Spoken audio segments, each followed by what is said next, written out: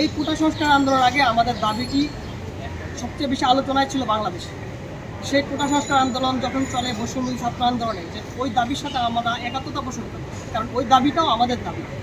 ওই সময়ে ওই জুলাই বিপ্লবে ওই আন্দোলনে আমরা সবাই কিন্তু আমাদের চাকরিতে আবেদন বয়সে 35 প্রত্যাশীরা আমাদের সবার এখানে প্রত্যক্ষ ভূমিকা ছিল। মানে আমরা টিয়ার গ্যাস খেয়েছি, আমরা রাবার বুলেট খেয়েছি, বুকে পিঠে মাথা আঘাতের চিহ্ন নিয়ে আজকে আবার এই জায়গায় এসেছি।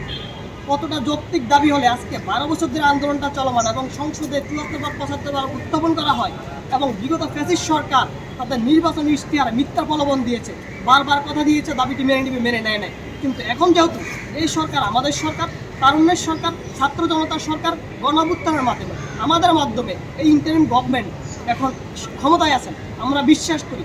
ডক্টর মোহাম্মদ ইউনূস স্যার ওইদিন বলেছেন যে আপনারা আমাদেরকে একটু সময় দেন, সুযোগ দেন, আমরা সেটা নিয়ে ভেবে দেখব। আপনারা আমাদের প্রতি আস্থা এবং বিশ্বাস ভরসার জায়গা রাখেন, আমরা আপনাদের যার যত দাবি দেওয়া আছে আমরা মেনে নিব। তারই ধারাবাহিকতা কিন্তু আমরা কিন্তু সরকার ক্ষমতা আসার পর থেকে আপনারা জানেন আনসার লীগ থেকে শুরু করে যাবতীয় অনেক দাবি নিয়ে সবাই কিন্তু মাঠে নেমেছে।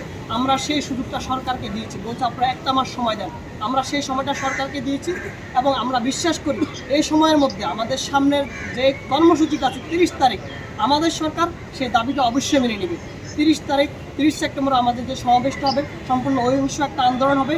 আমি বিশ্বাস করি প্রশাসন এবং সরকারকে বলবো আপনারা সবই জানেন এবং বুঝেন এই দাবির যৌক্তিকতা নিয়ে, যেখানে পৃথিবীর 162টারও বেশি দেশে চাকরিতে আবেদন বয়সীমা ন্যূনতম 35 আছে, সেখানে আমাদের দেশে গড়াই আজকে 74 বছর 73 বছর হওয়া সত্ত্বেও আমাদের কারো সার্টিফিকেটের বয়স 3 থেকে 4 বছর, কারো সার্টিফিকেটের বয়স 5 থেকে 6 বছর। আপনারা শুধু একটা রেফারেন্স দেন যে 21 বছর বয়সে অনার্স শেষ হয়ে যায়, এটা কতটুকু সত্য?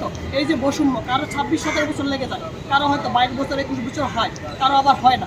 এই বৈষম্যটা দূরকরণে আপনারা খুব দ্রুতই আমরা শুনেছি আপনারা একটা কমিশন গঠন করেছেন, কিন্তু সেই কমিশন গঠন করে আপনারা কী মেসেজ আমাদেরকে দিচ্ছেন? আমরা কোনো সুস্পষ্ট বার্তা আপনারা আমাদেরকে দেন নাই। আমরা এই দেশের মধ্যে, এই দেশ আমাদের দেশ, ছাত্র সমাজের দেশ, আমরা রক্ত দিয়েছি। আমরা চাই আপনারা সুস্পষ্ট বার্তাটা আমাদের মাঝে দেন। আপনারা কতদিনের কমিশন গঠন করে আমাদেরকে এই দাবি বাস্তবায়নের সুস্পষ্ট রোড ম্যাপটা, কর্মপরিকল্পনা আমাদেরকে বলেন যে আমাদের 15 দিন সময় লাগবে, 1 মাস সময় লাগবে অথবা 2 মাস সময় লাগবে। এটা এই জন্যই বলছি, আমরা দেশের মধ্যে কোনো নৈরাজ্য, কোনো অস্থিতিশীল পরিবেশ, অন্য কোনো এটাকে এই ইস্যুকে আমাদের এই ছাত্র আন্দোলনকে ইস্যু করে অন্য কোনো পক্ষ অন্য কোনো ইস্যু তৈরি করে সরকারকে কোনো বেকায়দায় পরিস্থিতি সৃষ্টি করে, এটা আমরা কখনোই চাই না। কারণ এই সরকার আমাদের সরকার। তাই আমি বলবো আমরা এই অস্থিতিশীল পরিবেশ কোনো জনদুর্ভোগ সৃষ্টি করতে চাই না। আমরা সরকারকে সাহায্য সহযোগিতা করতে চাই, আমরা এই দেশের উন্নয়নে অংশগ্রহণ করতে চাই।